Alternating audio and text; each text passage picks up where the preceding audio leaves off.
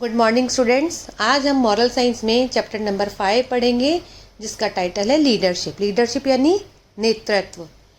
देखिए, जब भी कोई हमें काम करना होता है ग्रुप में, तो हम अपना एक लीडर चुन लेते हैं। वो लीडर क्या करता है, अपने पूरे ग्रुप को साथ लेकर चलता है, यानी प्लानिंग के साथ उनकी पूरी केयर भी करता है। आपको इस चैप्टर में ऐसे ही एक इंसान के बारे में बताया गया है जिन्होंने देश की सेवा के लिए अपना बलिदान दे दिया था, मेजर शैतान सिंह भाटी। इसका थॉट है अलेक्जेंडर द ग्रेट का। नाम सुना होगा आपने, बहुत ही अच्छा थॉट है। I am not afraid of an army of lions led by a ship, I am afraid of an army of ship led by a lion.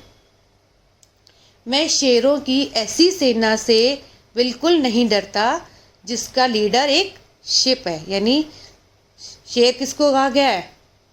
साहसी, हिम्मती। और भेड़ यानी डरपोक।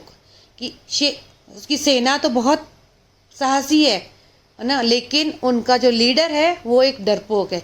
मुझे उस सेना से डरने की ज़रूरत ही नहीं है, लेकिन मैं उस सेना से डरता हूँ जो कि भेड़ों की सेना है, लेकिन उनका लीडर एक लॉयन है। यानी सेना भले डरपोक हो, लेकिन अगर लीडर उसका बहादुर है तो वो ज़रूर हमें डराने के लिए काफ़ी है, और वो एक मजबूत सेना साबित हो सकती है। इसके लर्निंग ऑब्जेक्टिव्स हैं। A true leader is one who knows how to bring the best out of his her team. एक सच्चा लीडर वही होता है जो जानता है कि वो अपनी टीम से किस तरह से अच्छा काम करवा सकता है। A leader puts his her teams interest before his her own. एक लीडर ही अपनी टीम से के इंटरेस्ट को अपने से ज़्यादा इम्पोर्टेंट देता है। यानी उसकी टीम क्या चाहती है उसको पहले वो ध्यान देता है। अ true leader always leads by example and practices what he she preaches. एक सच्चा जो नेता होता है वो अपनी टीम के लिए एक एग्जाम्पल साबित होता है। वह जो कहता है उसको वो करके भी दिखाता है। यानी बड़ी बड़ी बातें करना आसान है, लेकिन उन्हें अपनी लाइफ में अपनाना बहुत ही मुश्किल है। तो लीडर के अंदर ये क्वालिटी होनी चाहिए कि वो जो कहे वो खुद भी करके दिखाए, खाली ऑर्डर ना करे। For a team both success and failure are collective, but for a leader success belong to team and failure belongs to him her.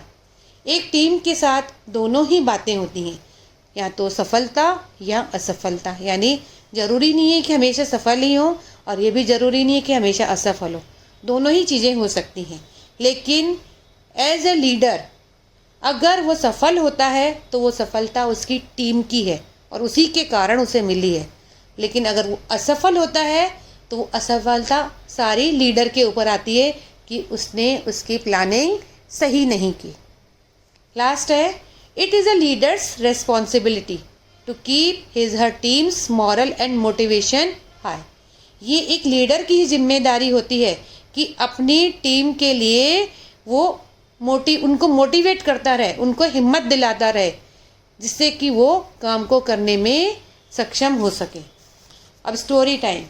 Major Shaitan Singh Bhati, PVC 1 December 1924, 18 November 1962, was an Indian Army officer who was awarded Paramveer Chakra, the highest wartime gallantry medal, posthumously for his leadership and courage during the Sino-Indian War of 1962. Major Shaitan Singh Bhati का जन्म 1 दिसंबर 1924 को हुआ था, और उनकी जो death है वो 18 नवंबर 1962 को हुई थी। वे भारतीय सेना के एक अधिकारी थे जिन्हें 1963 में उनके मरने के पश्चात परमवीर चक्र का सम्मान दिया गया था। इनका निधन भारत चीन के युद्ध में 1962 में हुआ था। उन्होंने अपने वतन के लिए काफ़ी संघर्ष किया, लेकिन अंत में वे शहीद हो गए। Shaitan Singh Bhati was born on December 1, 1924 at Jodhpur in Rajasthan in a Rajput family. His father was Lieutenant Colonel हेम सिंह भाटी। शैतान सिंह भाटी का जन्म 1 दिसंबर 1924 को राजस्थान के जोधपुर जिले के एक राजपूत परिवार में हुआ था। इनके पिता लेफ्टिनेंट कर्नल हेम सिंह थे। In the 1962 Sino-Indian War, the C Company of the 13th Command Battalion led by Shaitan Singh held the crucial position at Rezangla, a pass on the southeastern approach to Chushul Valley in Ladakh in the state of Jammu and Kashmir at a height of 5,000 meters. The company area was defended by 3 platoon positions and the surrounding terrain isolated it from the rest of the battalion. The expected Chinese attack on Rezangla came on November 18 in the morning. It was the end of a very cold winter night. The light snow falling. The icy winds howling through Rezangla were biting and benumbing. More than the thin air and cold, the location of Rezangla had a more serious drawback. Heavily artillery or tanks could not be used. In the dim light of the morning, the Chinese advanced through nullahs to attack number 7 and number 8 platoon positions. ये एक paragraph मैंने पूरा read कर दिया, उसको पूरा ही मैं अब आपको हिंदी में एक्सप्लेन कर रही हूँ। 1962 में भारत चीन के युद्ध के दौरान ही रेजिमेंट की 13वीं बटालियन के चुसूल सेक्टर में इन्हें तैनात किया गया था, यानी इनकी ड्यूटी लगाई गई थी।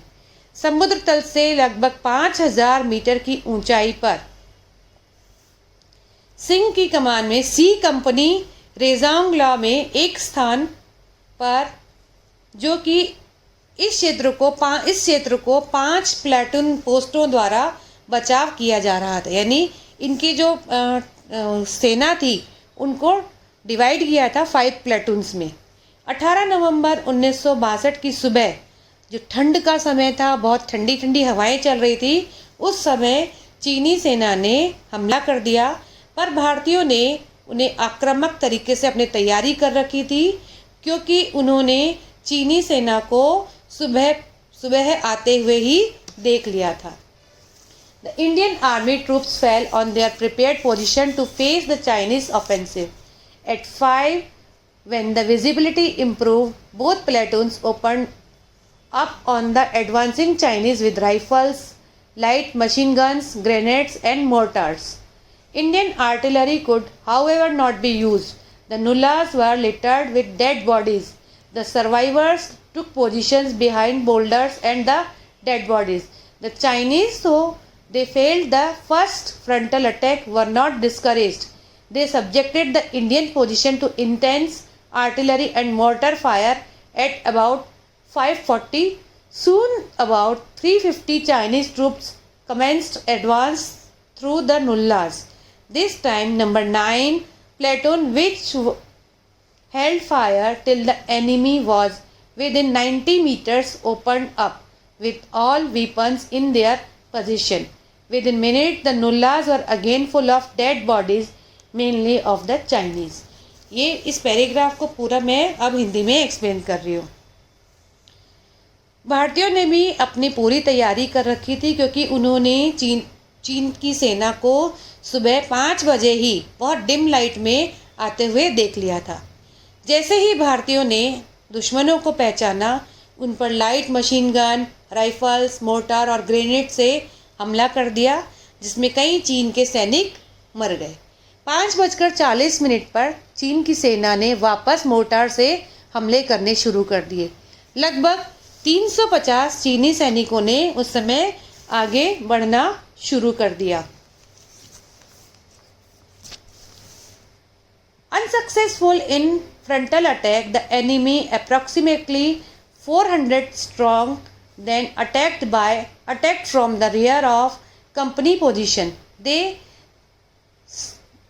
opened intense medium machine guns fire on number 8 platoon.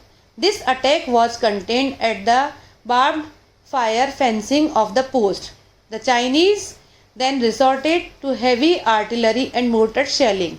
An assault group of 120 Chinese also charged number 7 platoon position from the rear. However, Indian Army 3-inch mortar killed many of them. When 20 survivors charged the post, about a dozen soldiers rushed out of their trenches to engage them in hand-to-hand combat. Meanwhile, the Chinese brought up fresh reinforcement. The encirclement of number 7 platoon was now complete. The platoon, however, fought valiantly till there was no survivor. Number 8 platoon was fought bravely to the last round. अब इस paragraph का हिंदी में meaning सुन लीजिए। चीन की सेना के द्वारा सामने से किए गए हमले में असफल होने के बाद लगभग 400 सैनिकों ने पीछे से हमला किया। साथ ही 8वीं प्लेटून पर मशीन गन और मोर्टार से पोस्ट के तार और बाढ़ के पीछे से भी हमला किया। यानी चीन की सेना कंटिन्यू हमले करती जा रही थी। भारतीयों ने 3 इंच मोर्टार के गोले से मुकाबला किया और कई चीनी के सैनिकों को मार गिराया। जैसे ही आखिरी 20 लोग जीवित बचे, भारतीयों ने अपनी खाई से बाहर निकलकर चीन के सैनिकों के साथ हाथ से हाथ लड़ना शुरू कर दिया। प्लेटून जल्दी ही चीन के और सैनिकों को घेर ली गई और आखिरकार 7वीं और 8वीं प्लेटून में से भी कोई जीवित नहीं बचा। यानी इनकी 2 जो टीम्स थी वो खत्म हो चुकी थी। Singh displayed exemplary leadership and courage in the Battle of Rizongla. By all accounts, he led his troops most admirably. Unmindful of his personal safety, he moved from one platoon post to another and encouraged his men to fight. While moving among the posts, he was seriously wounded by a snipping Chinese MMG, but he continued to fight along with his men. युद्ध के दौरान major Shaitan Singh Bhati लगातार पोस्टों के बीच, यानी जो उन्होंने टुकड़ियां बांट रखी थी, उनके बीच सामंजस्य बनाकर रखने के लिए उनका हौसला बढ़ाते रहे, उन्हें बार बार एनकरेज करते रहे। वह एक पोस्ट से दूसरी पोस्ट पर बिना किसी सुरक्षा के इधर से उधर जा रहे थे, इसलिए वे गंभीर रूप से घायल हो गए और वीर गति को प्राप्त हो गए।